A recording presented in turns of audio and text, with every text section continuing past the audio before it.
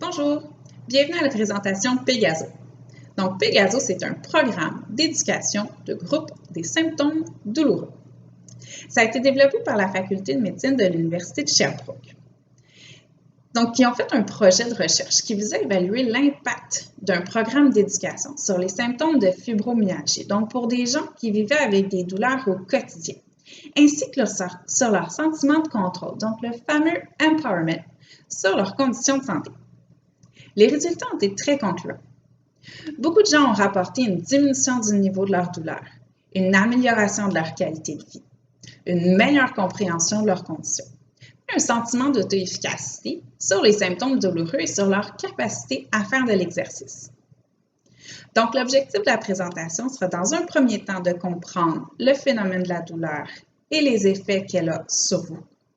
Puis, dans un deuxième temps, de développer notre capacité d'autogestion en sachant reconnaître nos symptômes, en se fixant des objectifs motivants et réalistes et en utilisant ces stratégies dans la vie de tous les jours.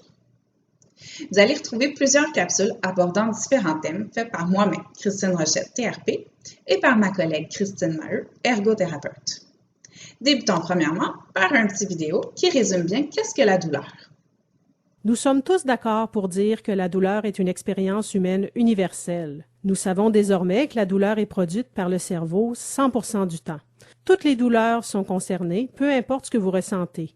Douleurs vives, sourdes, violentes ou légères, et peu importe depuis combien de temps vous souffrez. Il se peut que vous ayez mal depuis quelques semaines ou quelques mois. C'est ce qu'on appelle la douleur aiguë, et elle est assez fréquente quand les tissus sont endommagés, comme lors d'une blessure au dos ou d'une entorse à la cheville. Généralement, on vous encouragera à rester actif et à reprendre progressivement l'ensemble de vos activités, dont votre travail. Ou encore, il se peut que vous ayez mal depuis 3 mois ou plus, et cette douleur est généralement qualifiée de persistante ou chronique, parce que dans ce type de douleur, la lésion des tissus n'est pas au cœur du problème. Ce qui est moins évident quand on vous affirme que vous avez une douleur chronique, c'est de savoir quelle est la meilleure attitude à adopter face à ce problème. En Australie, comme au Canada, la douleur chronique constitue réellement un gros problème. En fait, elle touche un individu sur 5. Avoir un cerveau qui ne s'arrête plus de produire de la douleur, même lorsque les tissus ont cicatrisé et sont hors de danger, n'est pas très agréable. Certains pensent qu'il y a nécessairement quelque chose en eux qui ne va pas. C'est précisément là que se situe le problème. Une fois qu'on a éliminé toute cause dangereuse, les professionnels de la santé peuvent expliquer que la plupart des tissus corporels ont eu suffisamment de temps pour guérir du mieux possible dans un délai compris entre 3 et 6 mois. Donc, quand la douleur continue à être produite par le cerveau, elle est moins en lien avec des changements structurels à l'intérieur du corps et elle est plus en rapport avec la sensibilité du système nerveux central. En d'autres termes, tout est plus compliqué.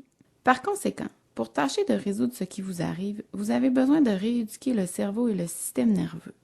Pour ce faire, il est utile d'examiner toutes les choses qui affectent le système nerveux et qui pourraient contribuer à votre propre expérience douloureuse.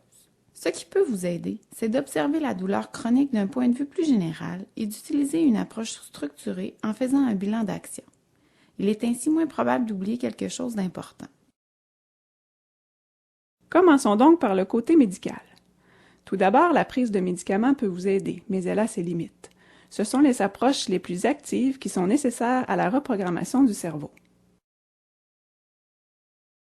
Donc, utilisez les médicaments pour démarrer et par la suite, vous pourrez généralement les espacer puis les cesser. Certaines personnes pensent aussi que la chirurgie pourrait constituer la solution. Mais face à un problème aussi complexe que la douleur chronique, il se peut que la chirurgie soit inefficace. Donc, si vous songez à une opération, il est préférable de demander un second avis et de vous souvenir de prendre en considération tous les aspects du problème. Ensuite, il est utile de réfléchir à la façon dont vos pensées et vos émotions affectent votre système nerveux. La douleur bouleverse vraiment la vie quotidienne et peut avoir une grande influence sur l'humeur et le niveau de stress. Toutes les pensées et les croyances sont également des influx nerveux du cerveau, mais vous pouvez apprendre à réduire le stress et à ralentir l'activité du système nerveux. Ces aides conduisant à un certain bien-être émotionnel peuvent aussi réduire la douleur. Le troisième aspect à prendre en compte est le rôle de l'alimentation et de l'hygiène de vie. Aujourd'hui, il semble que notre mode de vie moderne puisse nous être préjudiciable. En fait, il se peut que ce que nous mangeons et la façon dont nous vivons contribuent à sensibiliser le système nerveux. Un bon point de départ est d'observer tous les facteurs comme le tabagisme, la nutrition, l'alcool et le niveau d'activité physique et de déterminer s'il n'existe pas une problématique. Ces informations peuvent faire partie intégrante de votre plan de bataille. Un autre enjeu de taille est d'analyser le sens plus profond de la douleur et le vécu personnel en arrière-plan, en prenant du recul et en étudiant tous les éléments qui se sont déroulés au moment de l'installation de la douleur. De nombreuses personnes qui souffrent de douleur pourront établir des relations utiles entre une période de vie faite d'angoisse et un tableau douloureux s'aggravant. Pour beaucoup d'entre nous, identifier ces émotions les plus profondes peut constituer une partie du processus de guérison. Enfin viennent, et ce ne sont pas les points les moins importants, l'activité physique et les mouvements.